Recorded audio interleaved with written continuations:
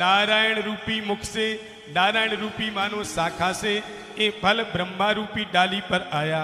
ब्रह्मा ने सुनाई नारद को भागवत, तो ब्रह्मा रूपी डाली से ये नारद रूपी डाली पर भागवत फल आया।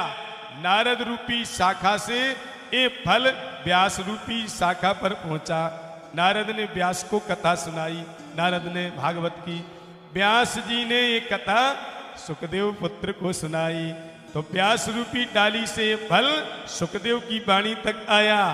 और सुखदेव जी ने धरती पर विराजित होके परीक्षित को जब कथा सुनाई तो हजारों ऋषि भक्तों ने सुनी। तो उसी परंपरा से हम लोग भी सुनते चले आ रहे हैं। ये फल धरती पे नहीं गिरा, भली पका है, मीठा है। इस फल में रसी रस भरा है, ना छिलका है ना गुठली है। इसलिए कहा है पिबत भागवतम रसमालयम। इस फल को सुनना नहीं है, इस फल को खाना नहीं है, इस फल को तो पीना है।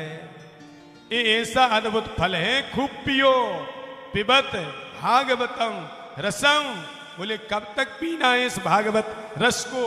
तो बोले जब तक पियो जब तक मरो नहीं। पीते रहो, किसी ने कह दिया, बार बार पियो जब जब मिले।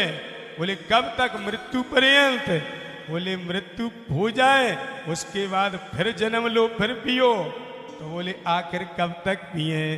तो बोले जब तक बांके बिहारी सामने बांसुरी बजाते प्रकट ना हो जाए तब तक पीते रहो। आलयम लिखा है, पिबत भागवतम रसम आलयम। आलयम शब्द का अर्थ संतों ने, ऋषियों ने, विद्वानों ने शास्त्रों में किया है, कई अर्थ किए हैं।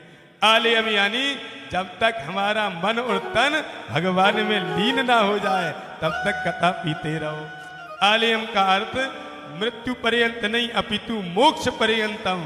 जब तक संसार के आवागमन से मुक्त ना हो जाओ तब तक भागवत पीते रहो, बार बार पियो।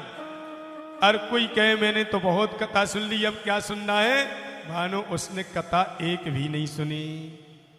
जो ठीक से कथा को समझ लेता है, सुन लेता है, वो कथा के बिना रह ही नहीं सकता, ये पहचान है।